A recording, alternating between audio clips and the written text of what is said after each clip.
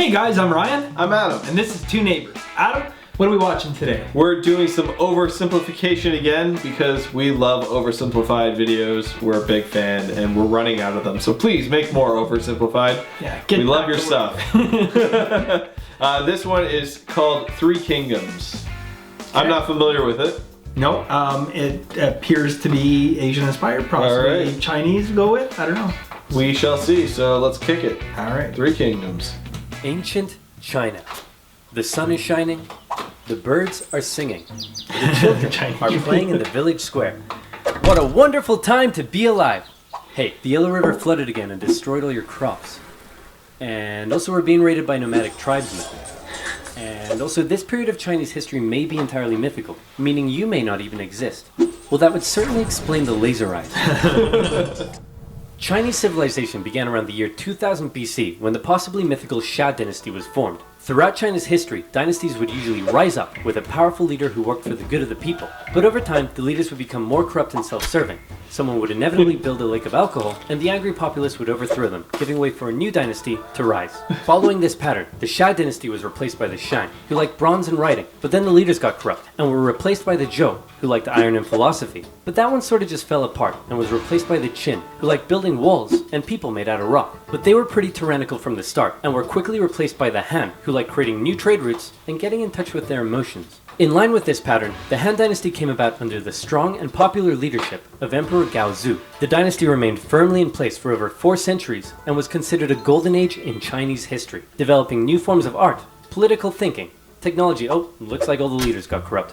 See, probably the biggest problem in ancient China's political system that allowed so much corruption to come about all the time was a little something called court culture. Let me explain. Imagine for me, if you will, that you are the son of the Chinese emperor. Hooray!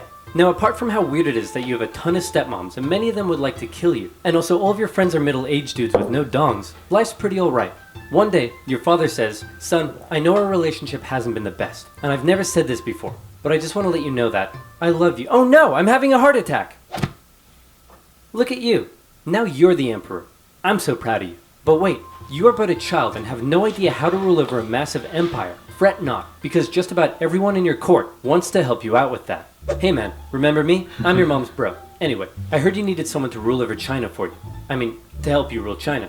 So hey, here's a popsicle. I hope we can get along. No way, man. We've been your friends and your personal caretakers your whole life. And even though we may have no dongs, I think you should give us all the power to rule China. I mean, help you rule China. So who will you be influenced by? Your scheming uncle or your loyal eunuchs? And towards the end of the Han dynasty, a string of child emperors allowed more and more power to fall into the hands of the eunuchs. Oh no, now they're scheming too! They began handing out government jobs for bribes, heavily taxing the poor for their own wealth. And while you're sitting there eating your popsicle, everyone in your court is literally murdering each other to try and consolidate more power and riches for themselves. While all the peasants are outside like, "Hey, did you guys know there's been a drought out here for 2 years?" Guys, obviously the people weren't too happy that while they were struggling to survive, they were also being heavily taxed so that the eunuch faction could all have rockin' mansions, complete with swimming pools and Alexas. So finally, when a self-proclaimed Taoist wizard came along and was like, "You know whose fault it is that we're all out here starving? It's the emperor and his posse. They've lost their mandate from heaven, and the imperial family must be destroyed with an unrelenting, furious wrath." Also, check this out. Huh? Can you tell what it is yet? Ta-da! It's a little kitty cat. Look at her little ears. The people loved his political philosophy. He promised them land reforms, and his followers grew in number. They began arming themselves and wearing yellow turbans. And they also developed a really catchy slogan. In the year 184, the Yellow Turban Rebellion broke out across China, with millions rising up against the Han dynasty, and the imperial government in the capital city freaked out. With all their internal bickering, they were completely unprepared and unable to deal with such a huge rebellion. So they were forced to call on independent warlords from across the empire to help them deal with this situation. Some big names took part in the fighting. I'm talking the likes of the great Cao Cao, the tyrannical Dong Zhuo, Liu Bei, Sun Jian, and many other Chinese names I am definitely not pronouncing correctly. These warlords crushed the rebellion in their own respective regions, and with casualties in the millions, the Han dynasty breathed a huge sigh of relief. But what they didn't realize is that by relying on all the warlords and their armies, they had essentially diminished their own central control over the empire. And many of the warlords now held the power to act almost completely independently and rule over their own local regions themselves. Back in the capital, the emperor and his son were having a little chat. Listen, I know we've had our ups and downs, and I spend all of my time with your many smoking hot stepmoms instead of you. But what say you and I finally go on a little fishing trip together this weekend? Oh no, I'm having a stroke! And yet another child emperor was on the throne. This time, however, instead of the eunuch faction gaining even more power, this child emperor's uncle became his regent, who also just so happened to be the head of the imperial army, He Jin. Man, I hate those sneaky, lying, cheating eunuchs. Hey Warlord Yuan Shao, what should we do? Kill them all. Right on. You can't kill the eunuchs. They're a vital part of this empire's governance. And also they paid me a lot of money to say that about them. Ah, come on! No. So He Jin and Yuan Shao decided the empress may need more convincing. And so they called in an infamous, feared, tyrannical, overweight warlord from the northwest to help convince her. That man was Dong Zhuo, and he set out for the capital city with his army. Hey guys, I heard a rumor that He Jin was planning on killing us. Then why don't we kill him first? And so it was. They lured him to the palace with a forged letter from his sister, and when he got there, they lobbed off his head.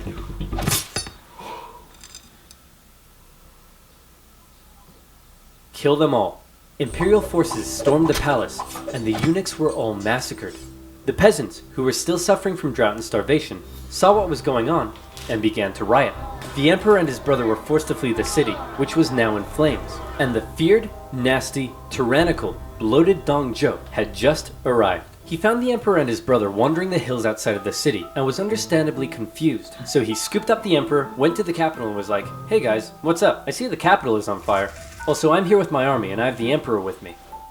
Wait a minute, the capital is on fire, I'm here with my army, and I have the emperor. Screw you guys, I'm in charge. So now Dong Zhuo ruled over the Han Dynasty as the emperor's regent. His first act was to say to the emperor, "Hey man, no hard feelings, but I like your little brother better, so I'm actually making him emperor instead of you, so you're free to go do whatever you want." Actually... yeah, that feels better. Dong Zhuo ruled with an iron fist, and he did whatever the flip he wanted. He made absolute decisions himself, showing no regard for the monarchy. He had his opponents or those who disagreed with him killed. He broke protocol, doing things like keeping his sword when approaching the emperor, wearing shoes in the court, sleeping in the emperor's bed, and worst of all, he would walk in the presence of the emperor. You were meant to trot. The other warlords around the empire hated him, and so they said, "Something needs to be done about this guy. What say we form a coalition and oust him?" And it was agreed. Warlords from across China, their armies amounting to 100,000 men, allied together against the tyranny of Dong Zhuo. Yuan Shao's coalition consisted of some of the nation's most capable leaders, including his half-brother Yuan Shu, the great Cao Cao, and Sun Jian. But Dong Zhuo had an ace up his sleeve. His protege and adopted son, one of the most skilled and feared warriors in all of China. It's Lu Bu. This guy was a beast of a man. He never lost a duel, and no other warlord dared challenge him to one. He was also famous for betraying just about every warlord he ever fought for, something that Dong Zhuo didn't seem too concerned about. The coalition attacked Dong Zhuo in Luoyang, and in particular, Sun Jian's forces inflicted a heavy defeat against him, and he was forced to flee to the city of Chang'an. After this initial success, however, the war entered into a stalemate. The warlords in the coalition realized it was going nowhere, and also they all secretly hated each other. So they all went home. Dong Zhuo was safe. Until... Legend has it that a government official in Chang'an had a daughter who was hot. Super hot. He invited Lu Bu to his home, and promised Lu Bu that someday he could marry his daughter. Then, he invited Dong Zhuo to his house and did the exact same thing. Dong Zhuo was so smitten that he insisted on taking her as his concubine immediately. And when Lu Bu heard the news, he was pretty unhappy. Hey man, aren't you worried that you stole Lu Bu's girl and betrayal is like his personal hobby? Lu Bu? Betrayal? No way man, never gonna happen. Oh. Ah, crap. Lu Bu, along with other government officials, assassinated the tyrannical Dong Zhuo. Then they left his body burning in the streets. Some sources say he was so fat and oily, he kept on burning for days. Nice. So with Dong Zhuo dead, and the power of the Han government essentially decimated, China was left with a huge power gap, and a ton of warlords who all slept soundly at night dreaming of being the one to fill it. Here we enter into a crazy and chaotic period of civil war all across China, with so many people, so much betrayal, so much intricacy, it makes Game of Thrones look like a Dr. Seuss publication. But just to give you an idea of how crazy and chaotic it was, see if you're able to keep up with this. Are you ready? Here we go. Here's a rough map of the warlords throughout the Han Dynasty at the time. Half-brothers Yuan Shao and Yuan Shu were both in a power struggle for who would become the figurehead of their family. Yuan Shu made alliances with warlords in the north, along with Sun Jian, the guy who defeated Dong Zhuo. Yuan Shao also made alliances with Liu Biao in the south and Cao Cao, who was an amazing strategist and general. All of these warlords began fighting each other. Cao Cao began building his own strength by subjugating nearby remnants of the Yellow Turban Rebellion into his own forces. Down south, things weren't going so well for Sun Jian, as he was killed in an ambush. So Sun Ce took over. Then Yuan Shu got pushed back to the river Huai, so he ordered Sun Ce to take the territory of warlord Lu Kang. Then Sun Ce went off to capture territories in the east for himself. Cao Cao's family lived in this province over here. One day, they were murdered. Oh no, Cao Cao held the province's governor responsible, and so he launched a cruel invasion in which he pillaged cities and murdered over 100,000 civilians. The governor sent out a call for help, and a very popular, likable warlord by the name of Liu Bei came to his aid. However, while Cao Cao was away fighting, a rebellion was staged against him in his home province, by none other than it's Lu Bu. Cao Cao rushed home and defeated Lu Bu, who fled to the east, which by now had been inherited by Liu Bei. Then Lu Bu, surprise surprise, launched a rebellion against Liu Bei, who fled to Cao Cao. Together, Cao Cao and Liu Bei would go on to invade and defeat Lu Bu. Lu Bu offered to join Cao Cao, and Cao Cao considered the offer. But his advisors were like, no way man, this guy's betrayed literally everyone he ever worked for. And so boo-hoo, Lu Bu was executed. Next, Cao Cao convinced the emperor to move in with him. Now he's in control of the Han government, something that made his allies very jealous. Yuan Shu, out of nowhere, decides to declare himself emperor of the new Zhong dynasty. Nobody liked that. His allies cut ties with him. The imperial government ordered everyone to kill him. He tried to flee to his brother Yuan Shao, but died of illness on the way. Sun Ce took over his territory, and then got assassinated. So his brother, Sun Chen, took over. Liu Bei turned on Cao Cao, but got obliterated, and was forced to flee south. Wow. Yuan Shao finally defeated the warlord to his north, Yeah, are you and could now following focus this? south. He declared war on his ally Cao Cao, but was defeated at the Battle of Guandu. Cao Cao has now united the north, and he turned his attention to the south. In particular, Liu Biao's province was becoming a powerful threat, so Cao Cao attacked him. Liu Bei was now fighting for Liu Biao, and he held Cao Cao off for a while. But then Liu Biao died and his son took over, and immediately surrendered to Cao Cao. Liu Bei was horrified, and he fled southward to try and maintain control of the province. Cao Cao was on an absolute roll, and it looked like he would be the one to take control of China. He began making plans to attack both Liu Bei and Sun Qian, and the two of them, seeing where things were headed, met up and decided to form an alliance. Now I know that was a lot to take in, but all you really need to know at this point is that this guy is on his way to taking over everything, and he's about to throw his full weight at the southern warlords. These two have one chance, one battle, to prevent him from invading the south, and that battle was the famous Battle of Red Cliffs.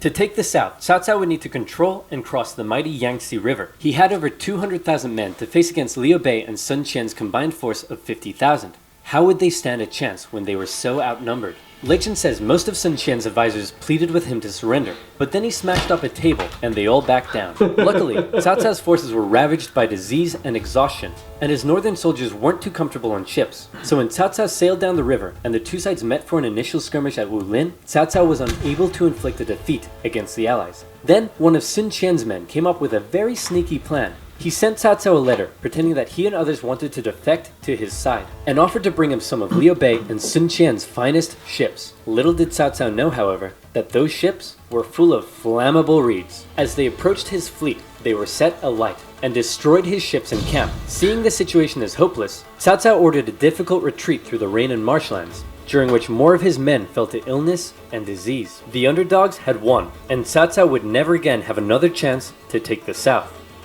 Following that, the three warlords took some time to finish off some smaller competitors in their own regions, and by the year 214, China looked a little bit like this. Cao Cao continued to try to penetrate the southern regions, but had no success, and even lost the Hanzhong region to Liu Bei in 217. The former allies eventually fell out over who should own this territory here, with Sun Qian coming out on top. In 220, Cao Cao died of a head disease, and was replaced by his son, Cao Pi. Cao Pi convinced the Emperor of Han to abdicate, and then proclaimed himself the Emperor of the new state of Wei. Liu Bei followed suit, declaring himself the true Emperor of Shu Han, and a few years later, Sun Qian joined in the fun, and declared himself Emperor of Wu. And so now you have a number of kingdoms in China.